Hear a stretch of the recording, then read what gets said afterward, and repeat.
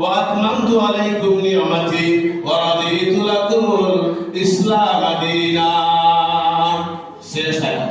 আর প্রথম আয়াত ইকরা বিসমি রাব্বিকাল্লাযী খালাক খালাকাল ইনসানা মিন আলাক ইকরা ওয়া রাব্বুকাল আকরাম আল্লাযী আল্লামা বিল কলম।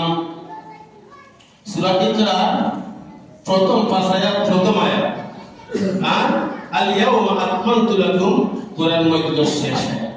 এই আয়াত যখন নাযিল হইল সকল সাহাবায়ে কেরাম আনন্দে আত্মহারা হয়ে গেছেন। জিহাদের জন্য দ্বীনের জন্য জীবন দেওয়া লাগবে না, কষ্ট স্বীকার করা লাগবে না, রক্ত জ্বালাইতে হবে না, জীবন দিতে হবে না, বড় বিধবা করতে হবে না, অনেক আনন্দিত হয়ে গেছে। যা এমন দিনটা পরিপূর্ণ আল্লাহ করেছেন, এত কষ্ট করছে দিনের জন্য, আর কষ্ট করা লাগবে না। সব সাহাবায়ে কেরাম আনন্দিত। আবু বকর সিদ্দিক রাদিয়াল্লাহু তাআলা আনহু কান্না শুরু করেছে।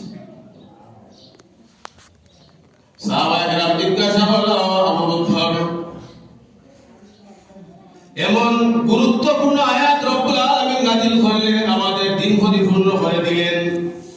ও আবু বকর, আজকে সবাই খুশি করতেছে, কিন্তু তুমি কাঁদতেছো কারণ কি? আবু বকর সিদ্দিক রাদিয়াল্লাহু তাআলা আনহু জবাব দিলেন, ও সাহাবায়ে কেরাম, তোমরা আয়াতের বাহ্যিক অংশের দিকে তাকাইছো, আর আমি আবু বকর আয়াতের আভ্যন্তরীণ অর্থের দিকেও তাকাইলাম। অভ্যন্তরীণ অর্থের দিকে তাকাই আমি আবু বকর পাইলাম আল্লাহ তাআলা যে ঘোষণা দিন পরিপূর্ণ করে দিয়েছেন। ও সাহাবায়ে কেরাম, আল্লাহ রাব্বুল আলামিন আল্লাহর হাবিবকে ওই দিনের জন্য দুনিয়ার জমিনে পাঠাইলেন। যেহেতু আল্লাহ দিন পরিপূর্ণ করিয়া দিয়েছেন, আমি আবু বকর বুঝে গেছি মহান রব্বুল আলামিন তার হাবিবকে আর দুনিয়ার জমিনে রাখবেন না। ও আবু বকর, আয়াত শুনিয়া আয়াত হইয়া তোমরা আনন্দিত, আর আমি আবু বকর নবীজির বিদায়ের বাতাস হইয়া বন্ধ হইয়া আমি আবু বকরের কলিজা জ্বলিয়া, আবার আবু বকরের আর হাসার মতন খুশি করার মতন সামর্থ্য নাই, কান্দায় আমার বুকটা ফেটে যাচ্ছে।